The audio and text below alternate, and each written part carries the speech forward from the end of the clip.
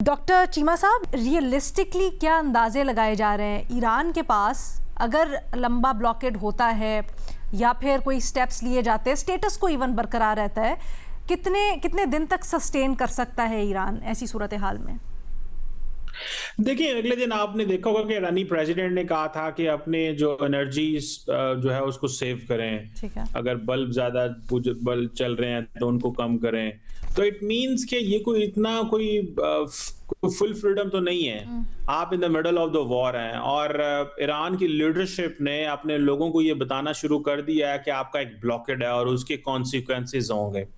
और देखें, ये पहले आपके ऊपर सैंक्शंस हैं, आप उसके बाद आपको बिल्कुल ही आपके ऊपर आके एक ब्लॉकेड आ जाता है, तो जारी बात है इसके कॉन्सिक्वेंसेस तो फेस करने पड़ेंगे। और वो अपनी वो जो कार्ड्स वो इस तरह प्ले कर रहे हैं कि वो ये बता रहे हैं कि शायद उन्हें कोई मसला नहीं है, वो मल्टी ट्रैक डिप्लोमेसी कर रहे हैं। वो पहले स्टेट ऑफ हार्मोज को डिस्कस करना चाहते हैं और स्टेट ऑफ हार्मोज को पहले वो डिस्कस करने से उनकी मुराद ये हो सकता है कि शायद हमें जल्दी इस ब्लॉकेड से हम निकल जाएं और हम बाद में न्यूक्लियर को डिटेल में डिस्कस कर लें और बाकी मुल्कों को साथ में लाएं ताकि उनके भी इंटरेस्ट बहाल करें।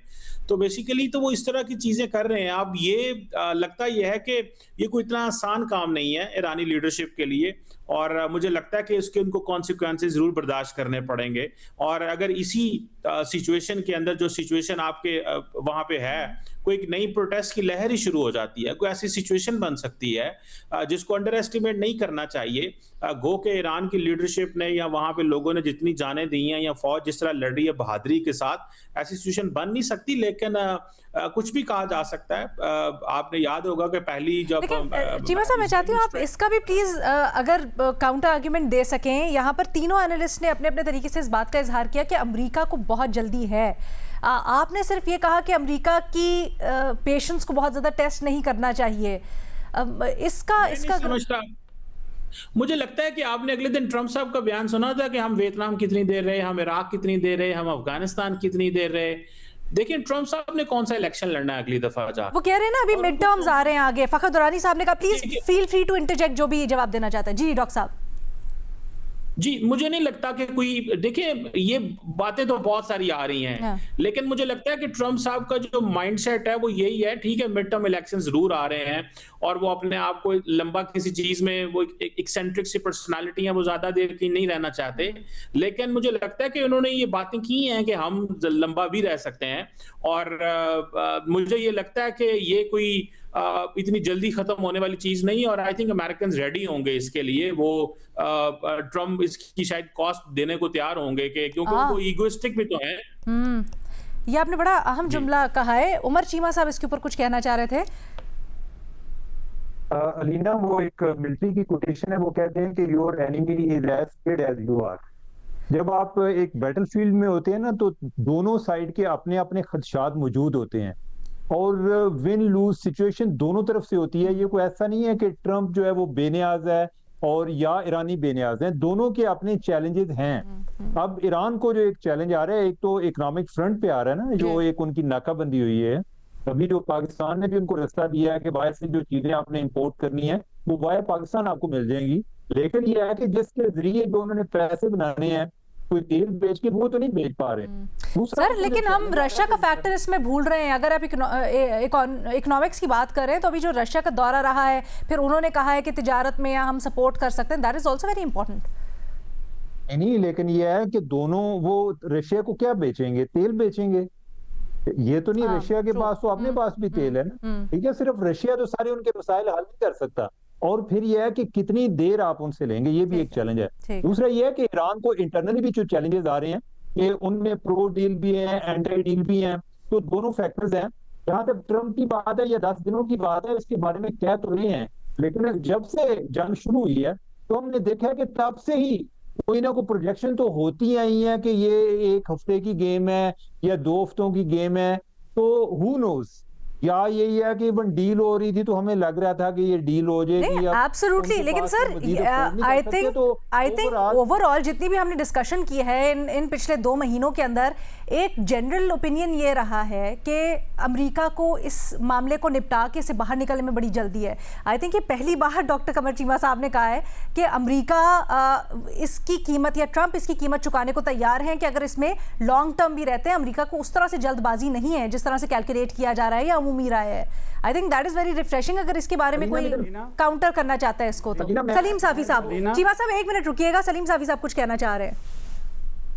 देखिए, ट्रंप एक कारोबारी शख्स है और वो हर चीज़ को पैसे के हिसाब किताब के तनाजुर में भी देखता है। ये जो इतने अमरीकी वहाँ से आए हुए हैं और उनके बहरी बेड़े यहाँ पे है और इस नाकाबंदी का ये ख़र्चा भी उनका आ रहा है। और इस तरह की रिपोर्ट्स भी आ रही हैं कि उनके पास पेट्रियाट में मिज़ाइल और इस तरह चीज़ों की भी वो कमी आ गई है। दूसरा, अगर उन्होंने ख़ुद, ज़ाहिर बात है वो 3rd टर्म के लिए इलेक्शन नहीं लड़ सकते, लेकिन जेडी वेंस ने तो इलेक्शन लड़ना है। बल्कि ये भी कहा जाता है कि ख़ुद पीट हेगसेट की भी ख्वाहिश है कि वो भी इलेक्शन लड़ें। और रिपब्लिकन जो इस वक्त इनका सपोर्ट कैंप है, तो वो भी, उनके यहाँ भी ये जंग तो पॉपुलर नहीं है। उनकी सफ़ों में भी ऐसे लोग मौजूद हैं जो कि इस जंग के मुखालिफ हैं। फिर उनसे कांग्रेस से मंजूरी का मरहला भी उनके सामने है। तो ये बहुत सारी चीज़ें हैं कि जो मेरे ख्याल में उनसे ये तकाजा करती हैं कि वो जल्द अज जल्द इस जंग से निकले। लेकिन उनको कोई फेस सेविंग अभी मिलती हुई नज़र नहीं आ रही है।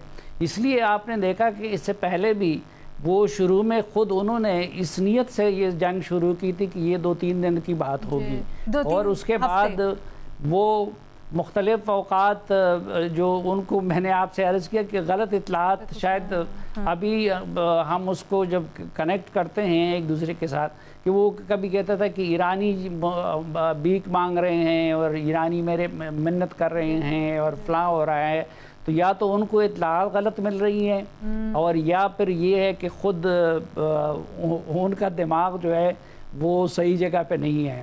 तो जल्दी तो बहरहाल उनको डोमेस्टिक प्रेशर आप देखें कि मुल्क के अंदर से भी उन पे प्रेशर है। रायामा इस जंग के हक़ में नहीं है, मीडिया का बड़ा तबका वो इस जंग के हक़ में नहीं है। फिर जो अपना हुर्मुज़ की उन्होंने नाकाबंदी की है, तो उससे सिर्फ ईरान, पहले तो ईरान ने जब की थी तो अरब ममालिक भी उससे मुतासिर हो रहे थे, उससे चीन भी मुतासिर हो रहा था। अब जब अमेरिका ने की है तो सिर्फ ईरान उससे मुतासिर नहीं हो रहा, बल्कि उससे यूरोप भी मुतासिर हो रहा है। और कल जर्मनी के चांसलर का बयान शायद उस फ्रस्ट्रेशन की वजह से है, जो जो जितना टफ बयान उन्होंने दे दिया था। और दूसरी तरफ जो है चीन तक और इंडोनेशिया तक और कौन कौन से ममालिक उससे मुतासर हो रहे हैं। तो ये चीज़ें मिल के उन पे दबाव डाल रही हैं कि वो जल्द अज जल्द इस जंग से निकले। ठीक है डॉक्टर साहब, काफी देर से हाथ खड़ा कर रहे हैं, कुछ मुस्कुरा भी रहे हैं, क्या ऐड करना चाह रहे हैं? फिर I just wind it up. मैं सिर्फ इतना कहूंगा, चीज कहूंगा, मेरा जो व्यू है इसमें, देखिए आप, ठीक है अमेरिका के ऊपर प्रेशर है, लेकिन देखिए इनसाइडर ट्रेडिंग भी हो रही है वहां पे। बहुत सारी ऐसी पार्टीज हैं जो पैसा भी बना रही हैं। और अमूमन एक और चीज भी देखें, जब मुबैयना तौर पे डॉक्टर साहब, जी मुबैयना तौर पे जी, मतलब वो बातें हो रही है ना, मतलब मैंने यही कहा, बातें हो रही है। सो द पॉइंट इज कि देन सबसे इंपॉर्टेंट चीज, आप जो जिस पोजीशन में है, आपने अमूमन जब रूलिंग पार्टी होती है उसका एक इनकम्बेंसी फैक्टर होता है, तो परफॉर्मेंस पे उन्होंने इलेक्शन नहीं लड़ना, उन्होंने इलेक्शन लड़ना है आइडेंटिटी पे, नेशनलिज्म पे, व्हाइट सुपरमिज्म पे, रिलीजन पे, और उनके ऊपर जो अटैक अभी 3 हुए हैं, मेरा ख्याल है इन बहुत सारी चीजों को भी अंडर एस्टिमेट नहीं करना चाहिए। और जो लेगेसी ऑफ पॉलिटिक्स वो छोड़ के जा रहे हैं, जो नेक्स्ट लीडरशिप को वो देंगे, वो यही ब्रांड ऑफ पॉलिटिक्स है जिसको अमेरिका में इलेक्टोरल वेंडलिज्म कहा जा रहा है। बहरहाल this is what it is. तो मतलब ये चीजें तो अब चल रही हैं और मेरा ख्याल है कि ये ऐसे देखना पड़ेगा। फेयर इनफ डॉक्टर साहब, you are entitled to your opinion. बाकी तज्जियाकार हमारे थोड़े मुख्तलिफ ओपिनियन, राय का इजहार कर रहे हैं, बट आई थिंक इस मामले के अंदर तो वक्त ही बताएगा कि ये ऊंट किस करवट बैठता है। लेकिन इस वक्त जिस क्रंच में हम मौजूद हैं, पूरी दुनिया की इस वक्त कलेक्टिव दुआएं हैं कि कुछ ना कुछ रास्ता दरमियान से ज़रूर निकले और जल्द अज जल्द निकले, ताकि अभी तो इस लम्हे से या इस मरहले से हम पार होंगे। उसके बाद भी कहा जा रहा है, एस्टिमेट्स लगाए जा रहे हैं कि कितने महीनों तक इसके असरात फील किए जाएंगे अगर आज के दिन में भी ये कॉन्फ्लिक्ट ख़त्म हो जाता है।